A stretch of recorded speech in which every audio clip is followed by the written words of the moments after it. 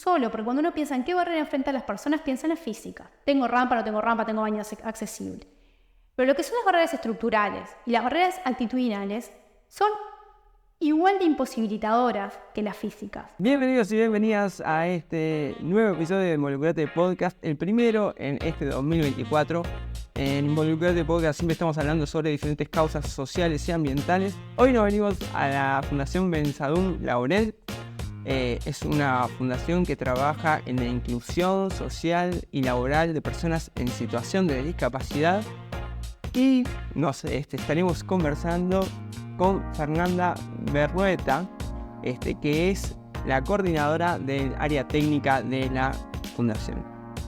Fernanda, antes que nada, muchas gracias por recibirnos acá. Gracias a ustedes. Aparte, me parece un privilegio enorme ser el primer capítulo de 2024. La verdad, para nosotros es un honor estar acá. Bueno, buenísimo. La verdad que hacía mucho tiempo que teníamos muchas ganas de hablar con ustedes, porque los consideramos como una de esas organizaciones serias, pero que además con mucho estudio atrás, y entonces está buenísimo para poder hablar sobre este tema con ustedes. Y para dar el puntapié inicial, digamos, contame qué hace la fundación, a qué se dedica. Ok, bien. Bueno, la Fundación es una organización de la sociedad civil que trabaja en Montevideo desde el año 2014. Su misión tiene que ver con la inclusión laboral de personas en situación de discapacidad y todas nuestras líneas de trabajo están orientadas a eso, ¿no? A promover y a favorecer el acceso al empleo de las personas en situación de discapacidad. Que hoy tenemos otro marco normativo, pero cuando la fundación empezó a trabajar no existía, entonces tiene como un recorrido y una trayectoria bien interesante en esto y de mucho aprendizaje también.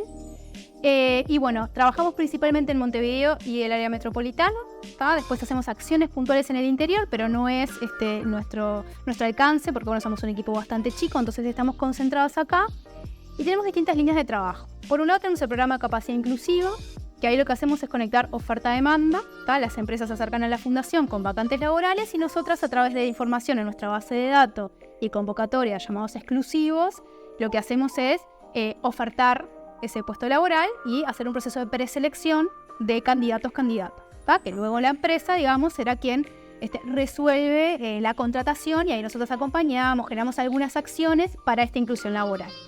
Después tenemos por otro lado el programa Sí, que ahí se nuclean las actividades más formativas, ¿tá? Lo que pensamos son espacios de formación para el empleo. ¿Por qué? Porque cuando uno se encuentra con las personas en situación de discapacidad y sus trayectorias, ve que las barreras que se enfrentan no son solamente tener el acceso al mercado laboral, sino que vienen desde mucho antes e inciden también en lo que es todo lo que es lo formativo, ¿no? La educación formal y no formal, y de alguna manera en un mercado laboral competitivo y con ciertas exigencias, eso también incide. Entonces la Fundación lo que empezó a desarrollar fue espacios de formación para el empleo, pensando en generar y brindar herramientas a las personas para que al momento de buscar trabajo tengan, como estas herramientas incorporadas en su currículum y también en su expertise. Entonces ahí desarrollamos distintas líneas. Generamos cursos, ¿tá? Que ahí en general son cursos que están coejecutados o cofinanciados por INEFOP, ¿tá? En distintos formatos. Hemos hecho gastronomía, alojamiento, testing, administración, logística, habilidades para la empleabilidad. El año pasado hicimos 2 con foco en atención al cliente. Uno era atención al cliente, reposición y CAFA, el otro era atención al cliente y venta. Año a año, haciendo análisis del mercado, de la demanda principales, vamos definiendo las temáticas de los cursos también, ¿no? Para que sea la herramienta que facilite lo más posible el acceso al mercado laboral, ¿no? Entonces, en general hacemos un estudio de mercado, los perfiles más demandados, en función de eso definimos los cursos y ahí se generan y tiene una duración, dependiendo del curso, de 4 o 6 meses más o menos. Bueno. Es una línea dentro del programa Sí. Y después hemos ido implementando programas que son más cortos y más concretos en distintas modalidades. Por un lado tenemos lo que llamamos talleres de habilidades para la empleabilidad, que tiene que ver con esto de la orientación y la preparación para el acceso al mercado laboral. Entonces ahí se trabaja todo lo que tiene que ver con el perfil laboral, la elaboración del currículum, la entrevista de trabajo, ¿no? Como a grandes rasgos, en instancias cortitas, son ciclos cortos, en general hacemos 2 en el año, y que están enfocados justamente en esto, en fortalecer los perfiles laborales de las personas con las que venimos trabajando. Y después, particularmente en algunos momentos, el año pasado, por ejemplo, hicimos 2 en alianzas con algunas empresas que tienen ganas de generar espacios para ofrecer oportunidades, talleres específicos. Entonces el año pasado, por ejemplo, hicimos un taller de Excel y un taller de ventas, ¿no? O sea, 2 grupos de personas en alianza con una empresa tuvieron en 3 instancias, ¿no? Como estos talleres más intensivos, más concretos, pero que tienen como este objetivo también de sumarle a la persona conocimientos y herramientas para la búsqueda de trabajo. Entonces tenemos capacidad inclusiva, el programa sí, después tenemos Hablemos de Inclusión, que es la línea de concientización y sensibilización que desarrollamos, ¿tá? Que tiene que ver mucho con que no solamente generar puestos laborales son los que de alguna manera derriban barreras, sino también poder como pensar las barreras actitudinales y estructurales que muchas veces dificultan el acceso. Entonces ahí lo que hacemos es básicamente poner la temática sobre la mesa en los lugares donde nos lo solicitan o donde entendemos que es una oportunidad poder conversar del tema. Entonces ahí vamos a charlas in company a las empresas, pero también participamos de seminarios, participamos de otros eventos interinstitucionales con la idea de poder como aportar la mirada a la inclusión desde nuestra experiencia. Después tenemos una línea que es de formación y orientación, que el año pasado lanzamos la primera edición de un curso de introducción a la contratación de personas en situación de discapacidad, porque en la misma línea de ir generando como acciones que abonan nuestra misión, lo que pensamos con este curso es que desde nuestra experiencia y metodología de trabajo, formar a personas de capital humano de las empresas para que también tengan herramientas para acompañar los procesos de inclusión y generarlos autónomamente, ¿no? Como en definitiva, ese es un objetivo importante. Y finalmente el espacio de orientación y consulta, que es el espacio a través del cual las personas se contactan con nosotras y nos piden apoyo, ya sea en lo que es la búsqueda laboral, la inscripción a nuestra base de datos, equipos o referentes que nos piden como orientaciones en el acceso a prestaciones, servicios, etc. Y bueno, y esas son las líneas de trabajo que desarrollamos con el objetivo último de facilitar y promover la inclusión laboral de personas con discapacidad. Fantástico. Me hiciste todo un esquema de cada... Pero bastante ordenada, súper ordenado, y es un montón de cosas las que haces. Y claro, yo me imagino que uno empieza con una cosa y después va encontrando las necesidades, y entonces eso es también un poco lo que empieza a decir, bueno, y como hace tanto tiempo que está, tiene sentido. Cuando hablamos de personas en situación de discapacidad, ¿qué tipo de discapacidades son las que abordan ustedes?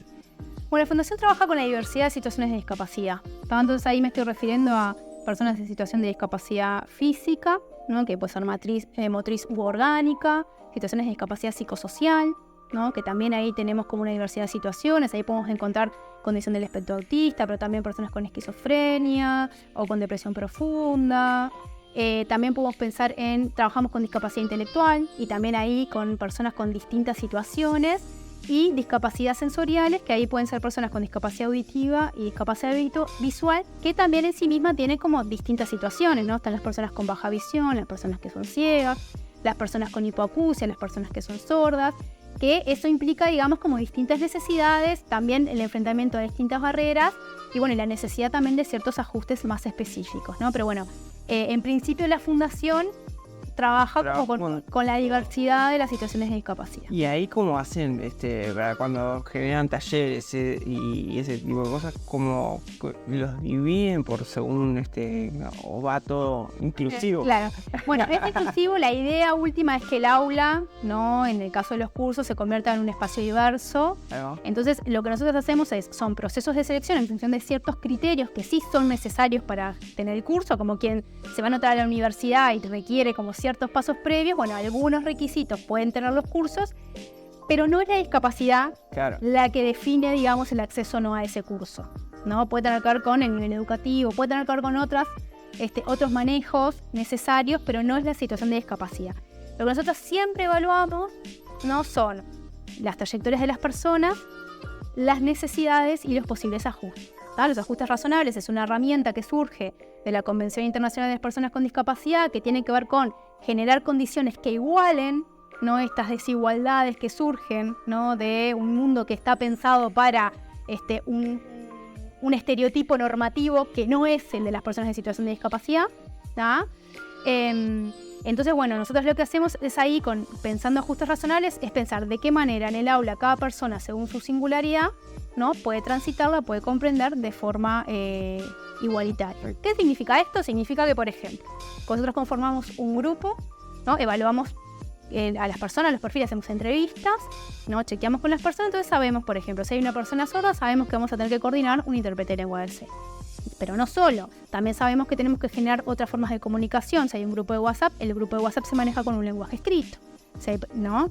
Por ejemplo. Pero si hay personas con discapacidad visual, también sabemos que si vamos a usar computadora tenemos que prever que se instalen, que se descargue los lectores de pantalla, por ejemplo, y que la información que se manda sea en el formato PDF para que puedan ser legibles, ¿no? Y si al mismo tiempo en el aula tengo una persona con discapacidad intelectual, bueno, ahí veo de que los materiales, además de estar en PDF y de pasar por lector de pantalla, también tenga un apoyo visual y que con eso la persona, y un lenguaje claro y sencillo, entonces eso la persona con discapacidad intelectual también de alguna forma puede acceder a este contenido, ¿no? Y por ejemplo, si una persona con baja visión, puede ser que le imprimo el mismo material pero en un tamaño letra 32. Bueno. Entonces, de esa manera, con esos ajustes según la singularidad, cada persona accede al contenido, ¿no? En igualdad de condiciones. Perfecto. ¿No? Esa es como un poco la idea. Es un trabajo que es bastante artesanal, ¿no? Porque tiene que ver mucho con poder conocer a la persona, su trayectoria, sus necesidades y también sus propias estrategias, ¿no? Porque nuestra idea no es tampoco sustituir las estrategias que las personas quizás ya tienen desarrolladas, claro, ¿no? Sino favorecer las condiciones de igualdad, ¿no? Y ahí en función de eso se construyen los ajustes razonables. Siempre también con la persona como un interlocutor para eso, ¿no? O sea, nosotros trabajamos desde un modelo particular de la discapacidad, que es el modelo social, que es aquel que entiende que la persona con discapacidad es un sujeto de derecho y como tal no solamente tiene el derecho al acceso y a la participación en los espacios, sino también a poder poner en palabras y sobre la mesa sus necesidades y pensar también con nosotros las alternativas para su inclusión. Entonces, bueno, eso es como un poco, digamos, el trabajo que hacemos en el aula con la diversidad. Interesante, interesante. Bueno, contame un poco cómo fue que vos arrancaste en la fundación. ¿Tú tuviste cómo llegaste? Bueno, yo soy trabajadora social de formación, así que creo que eso es como ya una carta de presentación bien importante en cuanto a cuáles son mis intereses profesionales y también personales, que tiene que ver un poco de la manera que ustedes hacen el podcast, de ser parte de espacios donde pueda aportar a que las personas puedan acceder y ejercer sus derechos en igualdad de condiciones. ¿Tá? En mi trayectoria tengo como distintos espacios de trabajo, he trabajado bastante en género, en educación, y en discapacidad ha estado atravesado en toda mi trayectoria laboral y también en mi trayectoria educativa.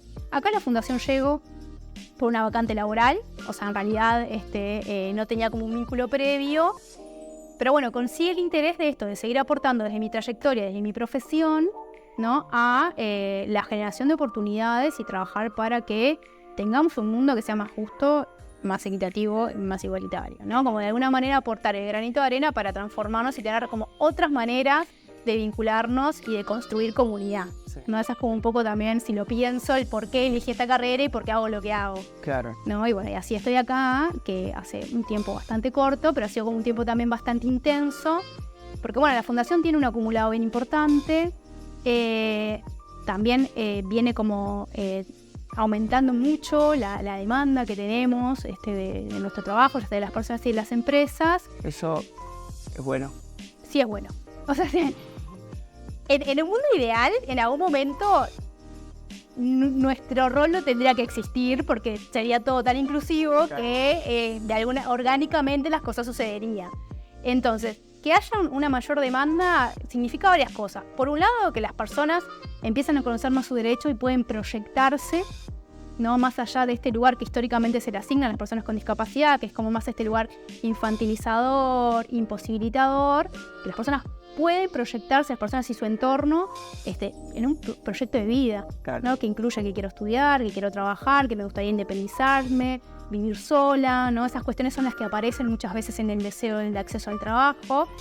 Y del lado de las empresas también esto de que nosotros tenemos un marco normativo que obliga hoy al ámbito público y privado a establecer un sistema de cuotas, acceso al trabajo de un 4%, pero además del marco normativo hay como un interés, ¿no? En generar entornos laborales más inclusivos.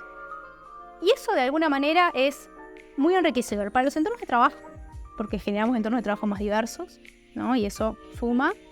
Y en esto de los granitos de arena aporta, ¿no? Como esta construcción de una mirada más inclusiva que atraviesa los distintos espacios que vamos ocupando, ¿no? Entonces, de alguna manera, nos va dando pistas de que estamos en un proceso de inclusión como un poco más avanzado, digamos, que en otros momentos, ¿no? Por lo menos un tema que inquieta, que genera consulta, que genera interés, Bien. ¿no? Y que también genera inversión, ¿no? A veces las empresas invierten tiempo y dinero en esto y eso también es una buena señal, Claro. ¿no? Porque en un sistema donde muchas veces la medida es la productividad o la capitalización de las acciones, ponerle como la mirada a la inclusión como un factor que aporta a la empresa también en clave de valor, es bien significativo. Que estemos haciendo ese cambio de paradigma, para nosotros sin duda es una pista como bien importante de que estamos como en un camino esperanzador.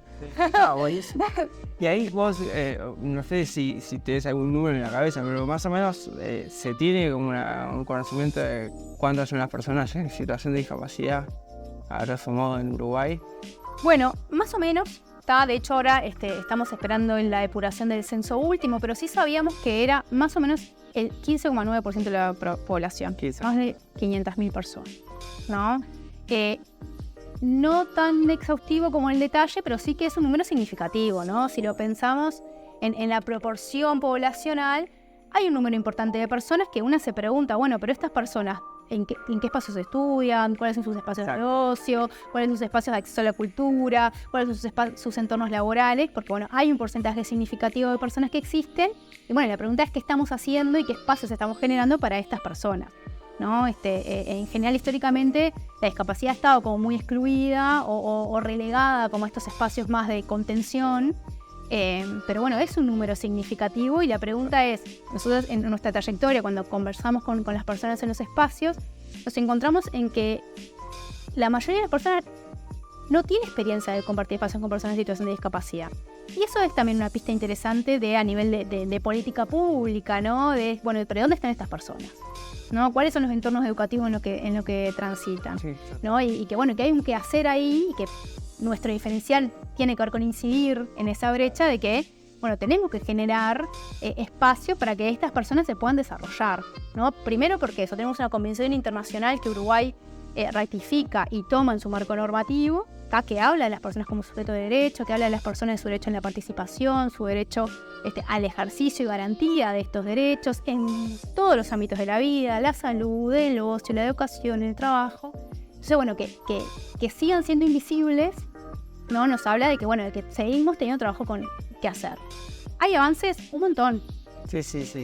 ¿no? Pero Claro. tenemos todavía desafíos, ¿no? No, yo muchas veces una de las cosas que siempre hablamos en esto del voluntariado, que es un poco a lo que nosotros nos enfocamos, es las posibilidades que muchas veces te da el voluntariado cuando vas, por ejemplo, a hacer un voluntariado con personas en situación de discapacidad, es poder romper esa primera barrera de ese primer contacto de que no sé, porque no sé qué está pasando, porque no sé qué es lo que vive, no sé si está resentido porque yo puedo hacer, no sé, o si cómo lo trato, esto que tú decías de la infantilización también, ¿no? Y bueno, entonces tipo, para generar como una inclusión es muy importante poder empezar a notar, a contactar con personas de discapacidad, como para darse cuenta de que trascender esa primera visión y darse cuenta de que, como vos decías, son sujetos de derecho, no, son personas y que tienen obviamente intereses, sueños, tienen su vida y es la única que ellas tienen. Y ahí me hizo el contacto ese, qué importante también como estar trabajando y que venga una persona en esa situación, también como para uno, ¿no? Como para poder desarrollarse uno y... Sin duda. Sí, incluso pensar eso, que son personas que quieren trabajar, que quieren vivir solas, que quieren tener una pareja, que quieren tener hijos o hijas en algunas situaciones, que también son personas que...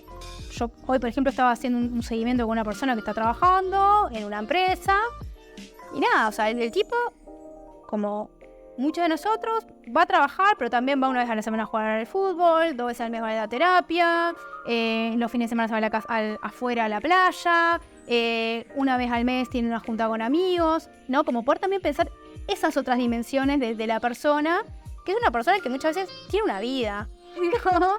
Que se nos queda como más asociado a estas personas más pasivas también, ¿no? Como la mirada de la discapacidad, que a veces también son identidades que nos encontramos, porque lo mismo, ¿no?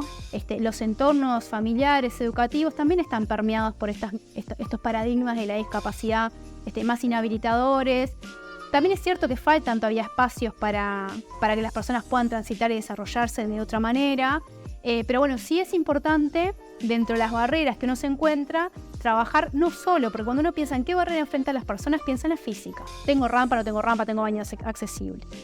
Pero lo que son las barreras estructurales y las barreras actitudinales son igual de imposibilitadoras que las físicas, ¿no? Porque yo puedo tener silla, puedo tener ascensor, el suelo nivelado, el baño accesible, pero si yo tengo un compañero de trabajo en silla de rueda que pienso que no es capaz de hacer las cosas, entonces no le delego tarea, no, lo voy a tener como una planta y no como una persona que tiene un rol y que es un trabajador como otro y que cobra un sueldo, ¿no? Entonces, en ese tipo de cosas, compartir espacio ayuda también justamente a derribar estas barreras. Porque uno en el compañero de trabajo tenés que hablar, tenés que preguntar, tenés que socializar y ahí te vas a encontrar con una persona. Y esas barreras que tú contabas están, son generalmente están de los dos lados, digamos. Sí, sí. Es como también, ¿cómo es? ¿No? Porque, no sé, a la hora de interaccionar, un poco pensando en esto son cerca del 15% de la población.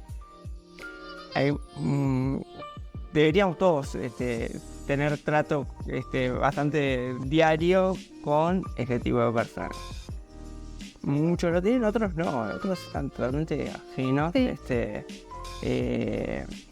Y eso hace también de que en realidad las personas tampoco tienen ese ejercicio de interrelacionarse con gente, ¿no? Tipo, a cualquiera eso también le cuesta mucho. Sí. Cuando vos me preguntás si es de los dos lados, es también si las personas en situación de discapacidad tienen ciertas barreras. Sí, más que nada mirándolo del otro lado.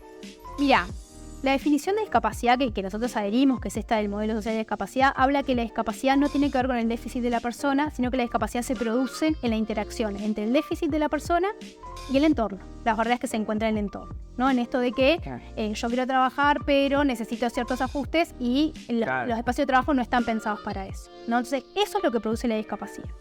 Entonces, las barreras en realidad existen en el entorno, no tanto en la persona, ¿no? Porque tiene que ver con cómo la persona ve limitada su trayectoria en función de cómo está pensado el entorno en el que vive.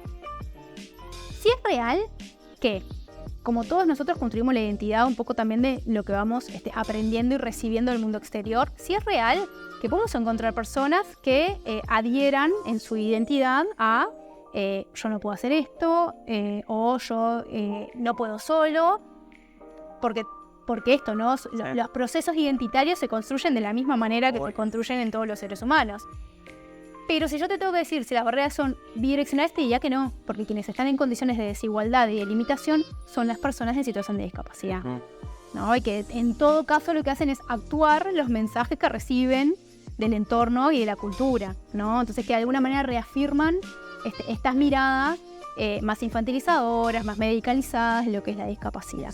No, pero en realidad las barreras están en el entorno. ¿Qué es el entorno? Son todos los espacios físicos, comunicacionales, ¿no? Y normativos y culturales y políticos, ¿no? Que construyen sociedad, ¿no? Que están pensados en una mirada, una cosmovisión que así como tiene sesgos de género, de raza, de clase, también tiene un sesgo vinculado al capacitismo, ¿no? Y entonces, bueno, de alguna manera eso es lo que explica, digamos, que estén ahí las barreras y que no las identifiquemos si no nos chocamos con ellas, ¿no? Sí, perfecto.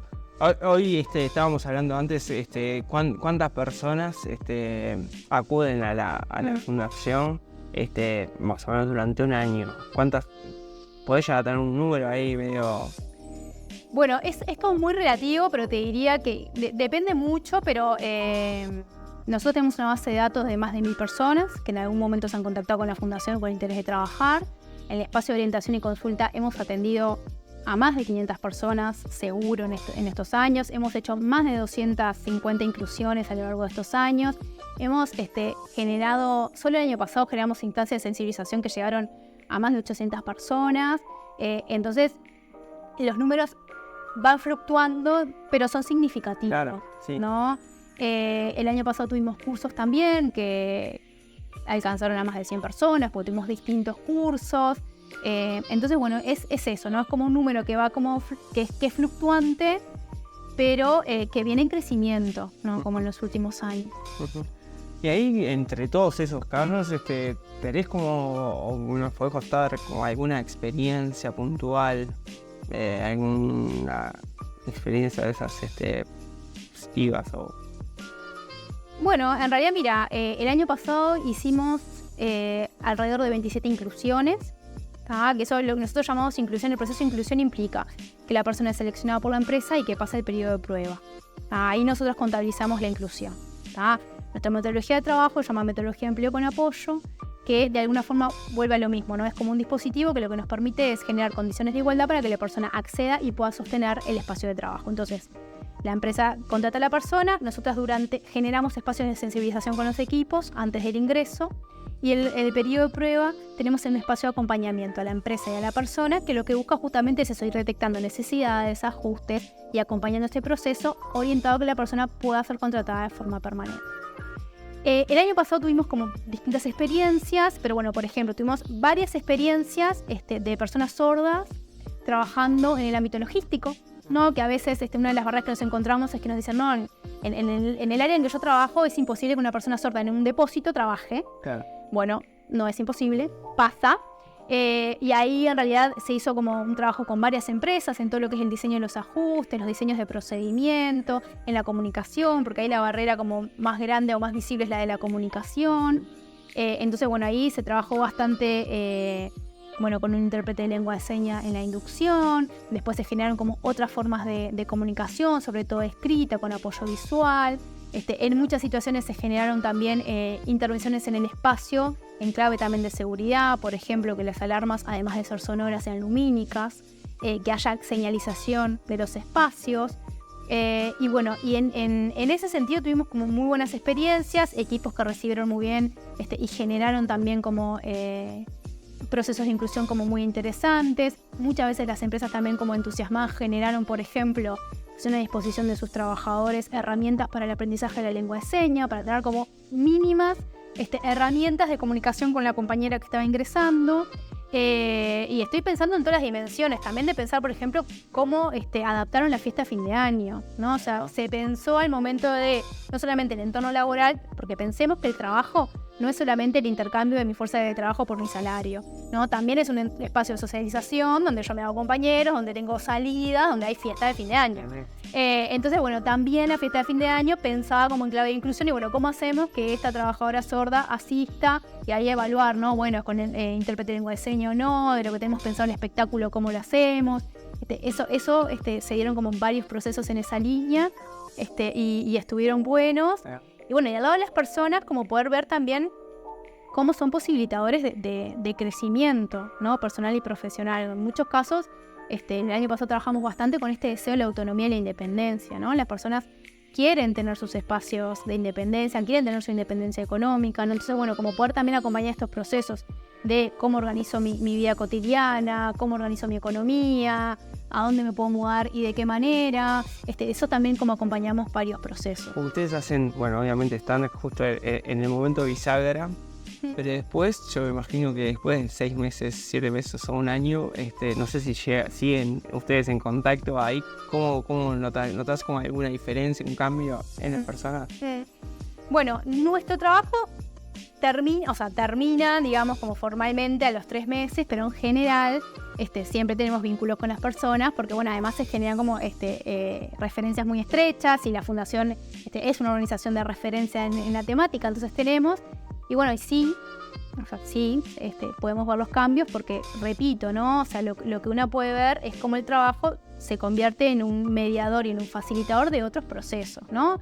Ya sea de que puedo acceder a mi vivienda, de que puedo acceder a mi autonomía económica para irme de vacaciones, por ejemplo, ¿no? O para irme a tomar un café, ¿no? A veces son cosas muy sencillas y muy cotidianas que empoderan a las personas y también permiten el desarrollo desde la autonomía, ¿no? Que un poco, creo que también lo sabemos, ¿no? Que muchas veces la autonomía y la independencia económica tienen como, están muy vinculadas, ¿no? Entonces, sí vemos los procesos de crecimiento, sí también hemos visto personas que además han crecido o dentro de las propias empresas, ¿no? La empresa hace un llamado vacante, la persona se postula y es promovida, o que incluso trabajan un tiempo en la empresa, se postulan a otros trabajos, tienen ofertas de trabajo de crecimiento y se desarrollan profesionalmente, ¿no? O sea, las personas no solamente una vez que llegan a un trabajo se quedan ahí, sino que además hemos visto como las personas, ¿no? Como trabajadores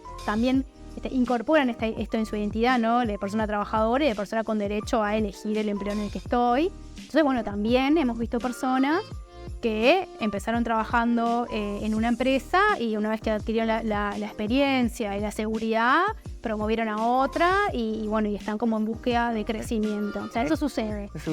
No, sí, porque además eso, como lo contás también, en realidad lo que hace la fundación es destrabar un valor oculto que hay en las personas que por culpa de esas barreras está oculto, pero una vez que limpias las barreras, ese valor que está dentro de las personas empieza a florecer y a generar, se empieza a desarrollar, o sea que va mucho más allá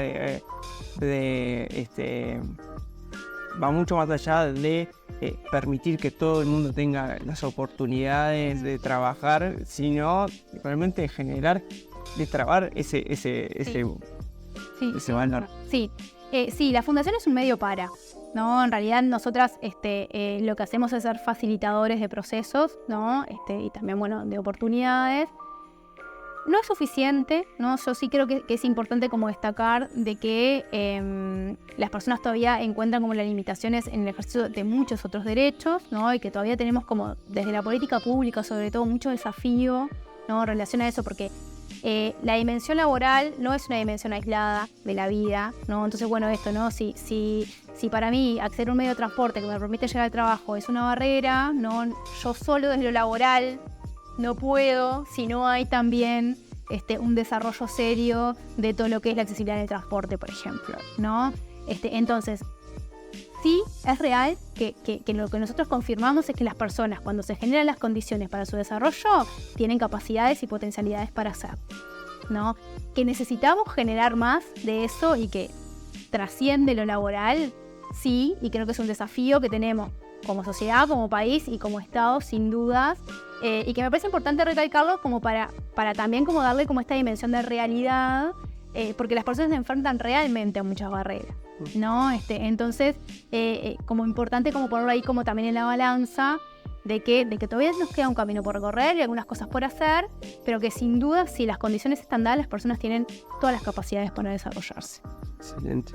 Bueno, ya un poco terminando, pero me gustaría saber un poco cómo es el acercamiento hacia las empresas, es decir, generalmente son las empresas las que vienen a la fundación o es la fundación la que está dando más empresas. Bien, bueno, pasan un poco las dos cosas. En este último tiempo que la fundación ya tiene más como una trayectoria, sucede más este camino de que las empresas nos contactan, ¿no? Que bueno, ya nos conocen nuestro trabajo o nos recomiendan sus pares.